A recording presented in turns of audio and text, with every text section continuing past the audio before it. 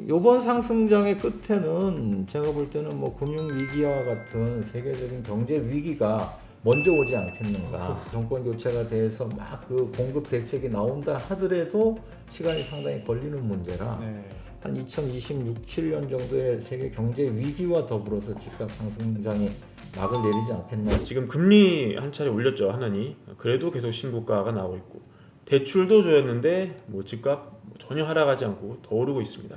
도대체 어디까지 올라가는 것인지, 만약에 이 상승세가 멈춘다면은 어떤 경로를 통해서 어떻게 멈추게 될지, 좀 롱텀한 전망도 많은 분들이 궁금해하시는 것 같아요. 단기적으로는 천정이 나오기 힘들겠다는 생각이 들고, 물론 장기적으로는 천정이 있을 겁니다. 집값의 천정을 이루는 거는 보유세, 특히 종부세가 천정을 만들어 줄 거예요. 결국 집값이라는 거는 밑에서부터 위로 서열이 이렇게 쭉 줄을 서는 게 아니고 위에서부터 천정으로부터 밑으로 서열이 매겨지는 거거든요. 1등이 밑에 있는 게 아니라 맨 꼭대기에 있는 거죠. 그래서 천정이 안 움직이면 사실 밑에서도 많이 못 올라가게 돼 있어요. 네. 말하자면 강남 한강변 뭐 이런 것들이죠, 결국은. 예.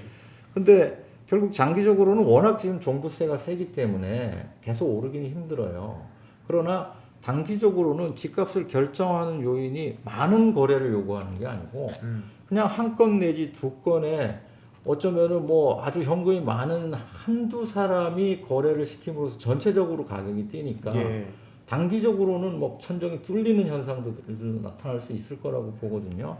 그러나 결국 장기적으로 보면 강남, 한강변 이쪽에 거주하시는 분들이 굉장히 빠른 속도로 고령화되고 있고 보유세, 종부세를 부담하기에는 사실 너무 힘들어요. 그런 분들이 많이 있거든요. 그럼 계속 장기적으로는 매물이 나올 수 있는 구조라는 겁니다. 그래서 장기적인 천정은 결국은 있을 거다, 그렇게 보여지고요.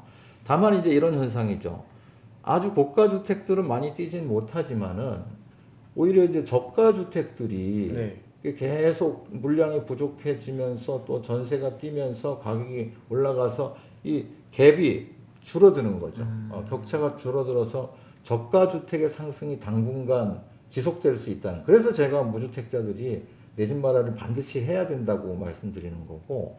근데 이게 이제 평균으로 나타날 때는 뭐 전체 주택으로 보면은 저가 주택이 많이 뛰면 평균 상승률이 높아지지 않습니까? 근래 1년간의 집값 상승률을 보면은 서울보다도 오히려 뭐 인천이나 경기도가 더 많이 뛰었어요. 지난 1년 동안 거의 연간 35% 가까이 뛴 것 같아요.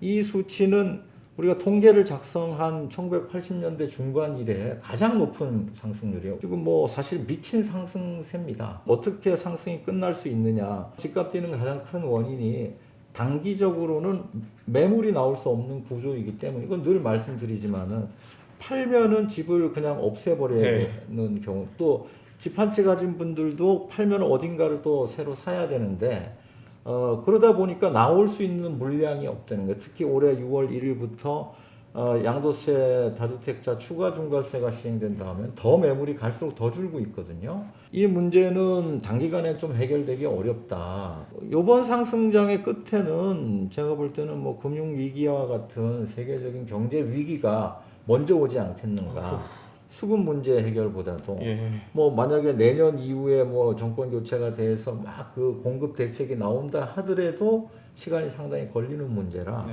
한 2026, 7년 정도의 세계 경제 위기와 더불어서 집값 상승장이 막을 내리지 않겠나 개인적으로는 그렇게 생각하고 있어요.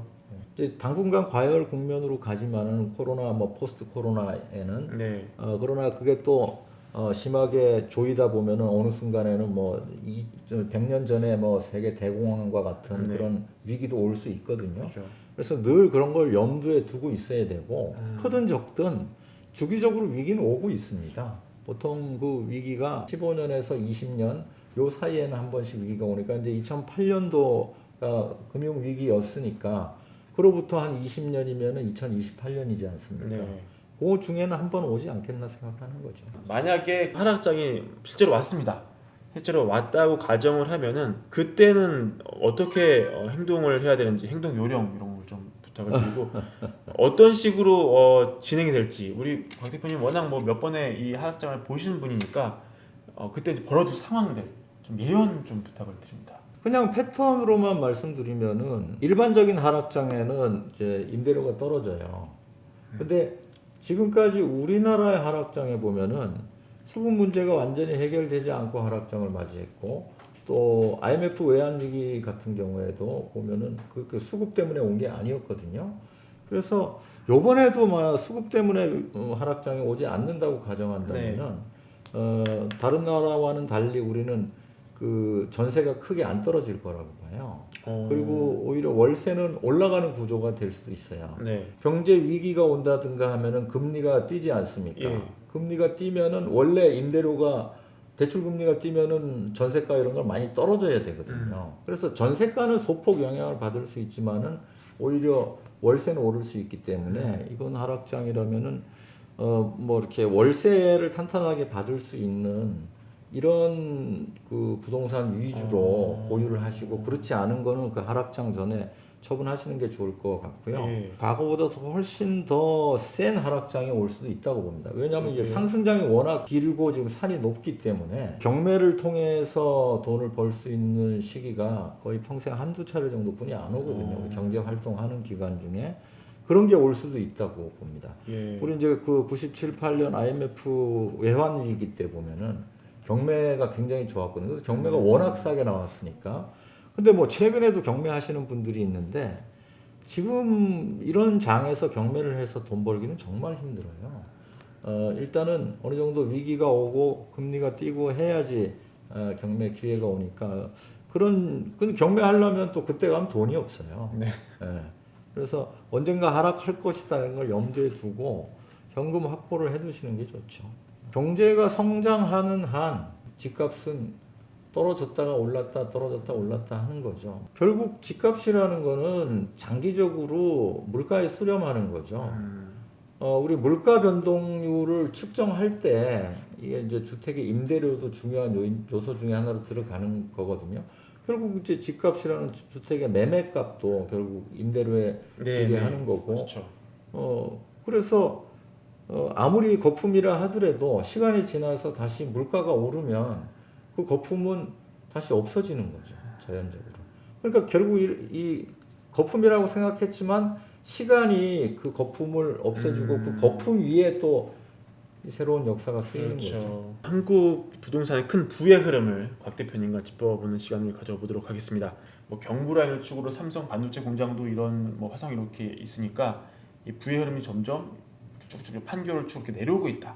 뭐 이런 여러 가지 설들이 있는데 곽 대표님이 보시는 한국 부동산의 큰 부의 흐름 물줄기 이런 것도 좀 궁금합니다. 강남이 없을 때만 하더라도 강남이 이렇게 될 줄 예상한 사람 별로 없었어요. 빠른 속도로 산업화가 돼 왔다는 거고, 이 새로운 산업 구조, 뭐 제조업이라든가 산업화를 대표하는 배후 주거 지역이 강남이었던 거죠. 네. 3차 산업을 중심으로 한 강남이었다면은 지금은 정보 지식 기반 산업, 뭐 요즘 4차 산업이라고 하지 않습니까? 여기는 지금 꼭 강남이 아니거든요. 강남 이외의 지역으로 지금 왜냐하면 강남은 현재 땅이 또 좁은 거예요. 땅값이 많이 올라 있고 많은 땅을 필요로 하는데 대기업들이 경기 남부 쪽으로 가기도 하고, 결국 산업 구조가 바뀌면서 거기에서 소득이 발생되는 거고, 또 이런 고소득자들이 선택하는 배후 주거지가 우리가 강남이라고 대명사로 부르는 그런 부촌이 되는 거죠. 그래서 제가 볼 때는 지금 산업 구조가 바뀌고 있기 때문에 이게 뭐 강남 1핵으로 끝나진 않을 거라고 생각하고 있고요. 그런 일자리가 어디에 생기는가를 잘 봐야 되는 거죠. 또 우리가 이제 주로 대기업 중심이다 보니까 대기업들은 어디로 가고 있는가, 또 대기업들이 지금 계획한 것들, 그런 목표들을 실현할 수 있는가, 또 실현된다면은 어느 정도의 고용이 창출될 것인가, 이런 거를 찾아보면서 사실 그 주변을 투자하는 게 훨씬 유리하다고 볼 수 있죠. 판교 개발 계획이 나온 게 거의 90년대 말이거든요. 그 굉장히 사람들이 의심했어요. 네. 판교가 과연 자리를 잡을 건지. 한 2010년경에 판교 테크노밸리가 입주를 시작했어요. 네. 기업 입주를 시작해도 그로부터 몇 년간도 긴가민가 했어요. 네.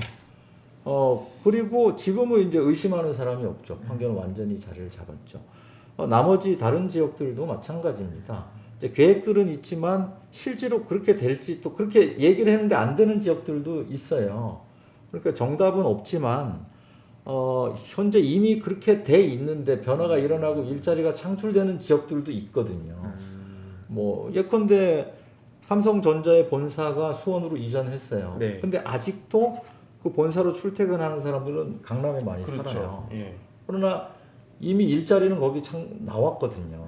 그러면 시간이 지나면 다시 본사를 이전하지 않는 이상은 그 근처로 몰려들게 돼 있다는 거예요. 예를 들자면은.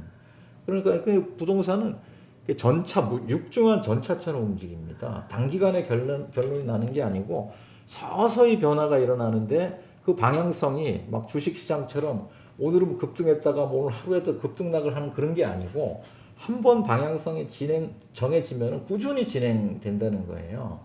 그 흐름, 방향 이런 거를 보고 예의주시를 해야 된다는 거죠. 그리고 개인적으로는 뭐 삼성이 수원이고 SK가 앞으로 이제 용인 쪽으로 가고 그렇죠. 또 네이버나 카카오가 지금 판교 분당 쪽에 그렇죠. 자리를 잡고 네네네. 있고 그렇게 본다면은 경기 남부 지역이 상대적으로 좀 유리하지 않겠느냐. 그래서 결국 GTX 노선이 굉장히 중요한데 GTX가 고속철이니까 여러 가지 업무 권역을 하나로 묶을 가능성이 높거든요. 그래서 판교역이라든가 앞으로 새로 개발될 용인역이라든가 동탄역 요 축이 가장 중요하지 않겠는가 개인적으로는 생각하고 있습니다. 예, 이런 학군이 강남과 필적할 만큼 받쳐주려면 이 인프라가 갖춰지는 데는 얼마나 또 걸리게 되나요? 대치동을 보면 돼요. 90년대에 제가 이제 대치동이 앞으로 부촌이 되고 학군도 좋아질 거라고 막 얘기를 했을 때 별로 공감하는 사람들이 없었어요. 그런데 뭐 한 10년 정도 지나니까 자리를 잡고 지금은 이제 다 대치동 가려고 하지 않습니까?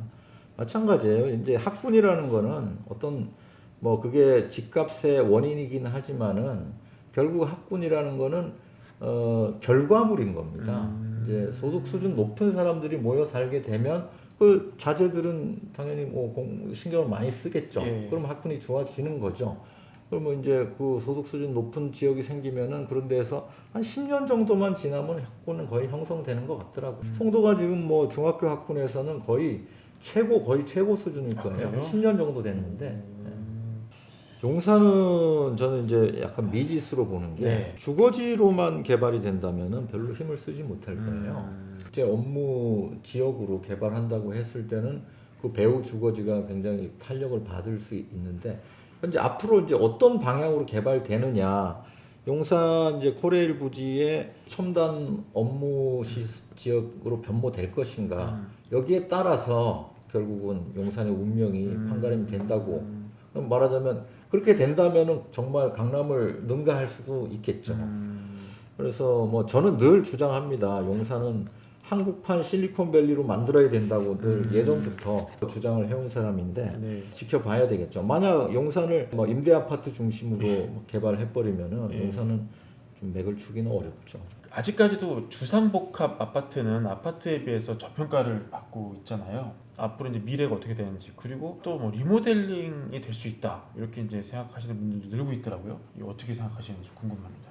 일단 가장 큰 특징이 대지 지분이 적다는 거죠. 상업 지역에 있으니까 일반 아파트에 비해서는 재건축 이슈라는 게 굉장히 늦게 발생돼요. 네. 거의 재건축이 불가능한 상황이죠. 그러다 보니까 주택에 대한 투자를 하시는 분들이 주상복합을 투자하는 경우가 별로 없어요. 근데 실거주 측면에서 보면 굉장히 편리하거든요. 그럼요. 사는데. 네. 그게 뭘로 나타나냐면 주상복합이 전세가가 굉장히 월세도 높고 이런 상황이니까. 그래서 보면 대체로 주상복합은 상승장 초기에는 거의 변동이 없어요. 그러다가 상승장 후반부로 가면 갈수록 주상복합이 실제로 투자자들한테는 매력 있게 보이는 거예요. 왜냐하면 전세 매매 격차가 적기 때문에. 근데 지금 다주택자에 대한 투자를 끊어놨기 때문에 주상복합이 현재 별로 못 오르고 있는 건데 다만 이제 시간이 지나면 이 집값과 상관없이 질 좋은 주택에서 살고 싶은 수요층들이 있어요. 말하자면 막 연봉이 5억 넘는 사람들이 있어요. 이런 분들은 집 해가지고 뭐 재건축해서 5억 10억 버는데 관심이 없거든요. 예. 그런 분들이 주상복합을 선호해요. 그것도 좀 큰 평수를. 그래서 상승장 말미가 되면은 이런 초고층 주상복합들이 늘 부각이 되는 겁니다. 주상복합이 리모델링 하기는 더 쉬워요. 사실은 보통 철근 콘크리트는 배관 교체가 굉장히 어렵거든요. 그런 측면에서 얼마든지 리모델링 할 수 있고 이미 또 하는 데들도 있어요. 주상복합 중에서 그래요? 일부 시작이 됐습니다. 비용도 더 적게 들어요. 주상복합이. 그래서 뭐 얼마든지 리모델링이 될 수 있고 내년이나 내후년부터는 본격적인 주상복합의 공급이 시작이 될 겁니다. 상당한 기간 동안 주곡이 상승장이 있을 수 있다 그런 생각이 들죠. 주로 뭐 아파트 중심 투자를 많이 했고 이제 이런 분들은 이제 어떻게 이걸 잘 정리할 건가가 가장 맞아요. 그럴 것 관심사예요. 같아요. 현재는. 네, 외부리원 여러분, 오늘 박 대표님 모시고 좋은 얘기 많이 나눠봤습니다. 정말 늘 모실 때마다 이렇게 오랜 경험과 인사이트와 식견으로 무장하신 말씀을 해주셔서 많은 시청자분들이 도움을 많이 받는 것 같습니다. 다음 기회에 또 박 대표님 모시도록 하고요. 오늘 영상은 이것으로 마무리를 하도록 하겠습니다. 네, 감사합니다. 주택 마련 주식 대박 매부리 하나면 오케이입니다. 매부리 구독 누르시면 부자 됩니다. 좋아요 누르시면 더 부자 됩니다.